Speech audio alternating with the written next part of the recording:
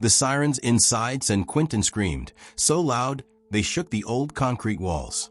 Guards ran toward the cell block as smoke crawled across the tier. Somewhere inside that haze, an inmate named Marcus Reed was shouting for help, trapped between two rival gangs ready to explode. A sharp bang echoed through the prison, like a door being slammed by a giant hand. No one knew if it was a warning shot or the start of something far worse. For a moment, everything froze, and then the lights went out. The entire prison dropped into darkness.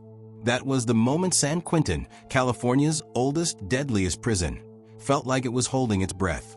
And what happened next would change the investigation forever. Hours before that blackout, the day had started quietly, almost peaceful for a place sitting on the edge of the San Francisco Bay. The morning fog hugged the old brick buildings, softening the sharp fences and guard towers. But even through the fog, you could feel the tension. San Quentin was a place where danger lived in the hallways, where detectives studied reports like maps of a battlefield, and where the timeline of violence stretched back more than 100 years. Inside these walls, California housed the state's male death row population, men waiting for their final sentence, men who had already seen too much. Marcus Reed wasn't one of the famous inmates. He was quiet, careful, and always watching. He grew up in Detroit, moved to Los Angeles, and fell into trouble he never fully escaped. He always said he didn't mean for things to go so wrong, but the case files told a harsher story. Still, in San Quentin, he stayed out of fights. He kept to himself. He joined the prison's journalism program, a rare bright spot in a place known for riots and executions. The program let inmates write stories, report facts, and investigate real events inside the prison. Some said it helped them feel human again. That morning, Marcus sat in the narrow journalism room, typing slowly on an old computer. He was working on a story about the 2020 COVID-19 outbreak that tore through San Quentin like wildfire, leaving a trail of fear and grief. That outbreak became one of the deadliest in U.S. prison history. Reporters from all over the country, from New York to Texas, asked how a prison so famous could fall apart so fast. Marcus remembered the coughing echoing through the tiers, the stretchers rolling down the hallway, the way the guards' voices trembled when they read the daily reports. He wanted people outside to understand what it felt like when danger was invisible. But even as he typed, something fell off. He noticed men whispering in corners, passing small folded notes. On the yard, two groups, one from Oakland, one from Fresno, stood in tight circles, staring each other down. A guard named Officer Daniels told Marcus to keep his head low. "Feels like a storm's coming," he said, checking the towers above. By lunchtime, the calm began to crack. A fight broke out near the chow hall, fast, sharp, and full of panic. Officers tackled men to the ground, shouting orders, trying to stop the violence before it spread. Marcus watched from behind a gate. He heard someone say the attack wasn't random. Someone else whispered that a witness had disappeared, and that a motive was buried deep inside an old homicide investigation still sitting in the warden's locked office. Later that evening, the prison tried to settle again. The sun set behind the bay, turning the sky orange and purple. The loudspeakers announced lockdown. Metal doors slammed shut. Boots stomped down the walkway. And then the power flickered. One light, then another, then nothing. Darkness swallowed the cell block. Men shouted. Guards yelled for flashlights. A heavy crash echoed down the tier, followed by a scream. And when the emergency lights finally flicked on, a single cell door, Marcus Reed's door, was hanging wide open. Marcus Reed stood frozen in the doorway of his open cell, his eyes wide in the dim red glow of the emergency lights. The air felt thicker now, filled with dust and fear. Officer Daniels shouted for backup, but his voice shook. This wasn't a simple power glitch. Someone had planned it. Someone knew exactly when the lights would die and which door needed to open. The guards moved fast, but not fast enough. Two shadows slipped around the corner and vanished into the dark hallway before anyone could identify them.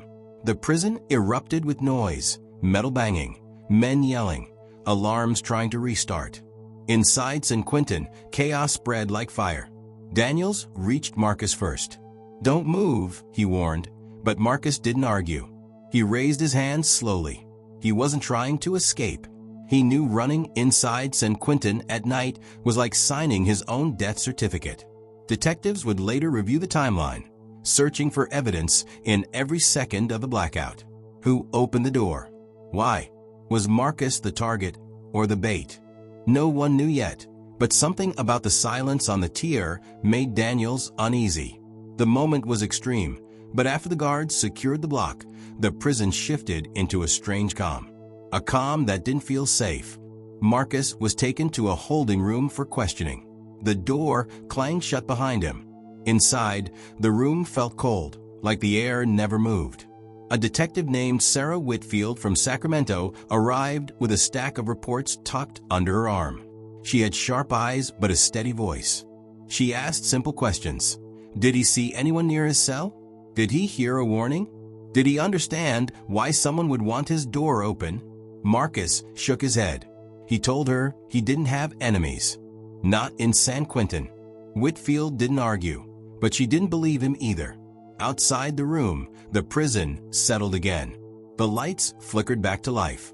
Inmates whispered through vents, trading rumors faster than any official report could travel.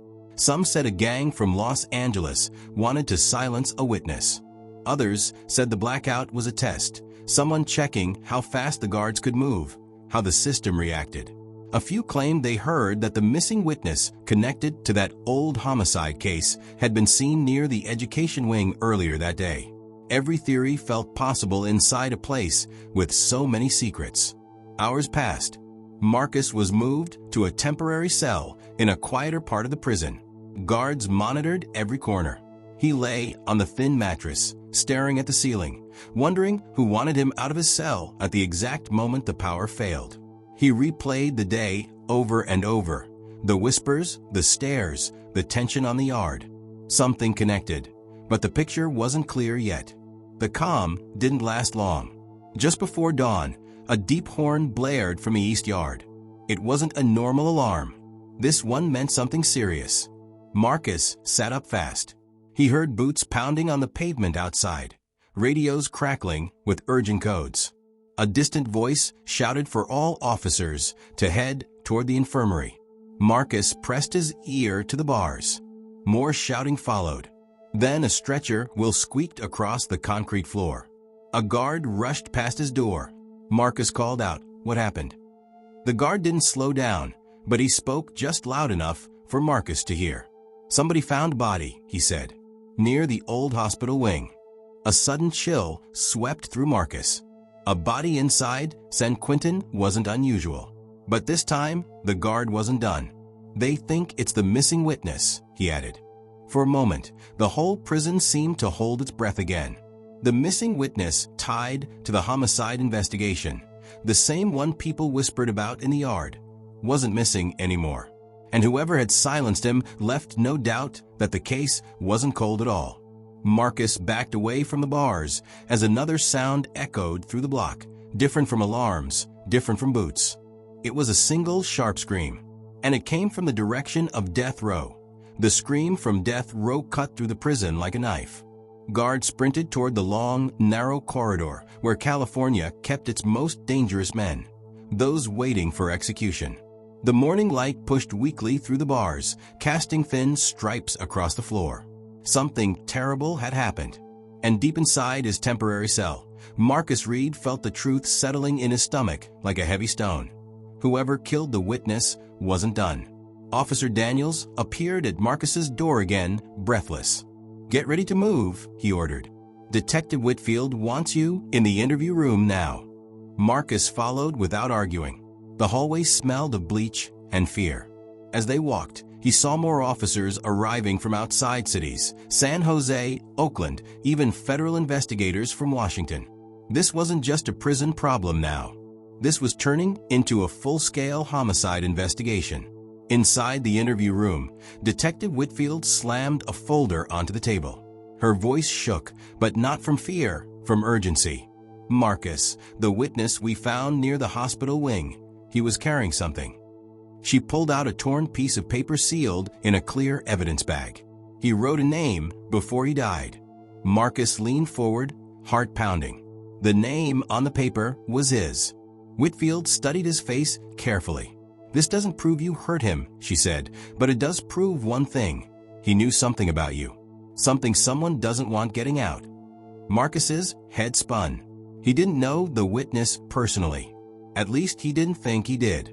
But the timeline of the blackout, the open cell door, and now this message, it all pointed toward him as a target or a clue. And either way, someone inside San Quentin wanted him connected to that old homicide case. Before Whitfield could ask another question, a loud crash echoed down the hallway. An officer burst into the room. "We've got another one," he shouted. "Death row inmate, assaulted in his cell. Same method, same message." Whitfield stiffened. She grabbed her notes and rushed out the door with Marcus and Daniels close behind. They entered death row, where the air felt colder and the silence heavier.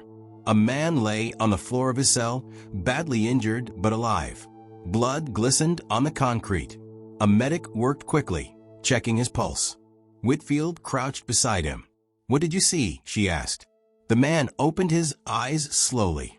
His voice cracked like dry wood. They said the truth is in the case files," he whispered. "Tell Marcus to look at page 11. Then his eyes rolled back, and the medic ordered everyone to move aside. Marcus froze. "Page 11? Of which file? What truth? Why him?" Whitfield didn't waste time. She and Daniels rushed to the warden's office, dragging Marcus along. Old wooden shelves groaned under decades of reports. Dust floated in the slanted sunlight. Whitfield ripped open a box marked Homicide, 2003. Inside were thick folders labeled by city: Los Angeles, San Diego, Sacramento. She flipped through one file after another until she found a faded page with a small handwritten note at the top. Page 11, read. Marcus's breath caught. Whitfield opened it.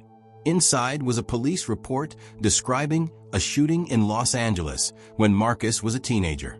He remembered the night, the streetlights, the shouting, the sound of a gun, but he always believed he was just a witness hiding behind a dumpster.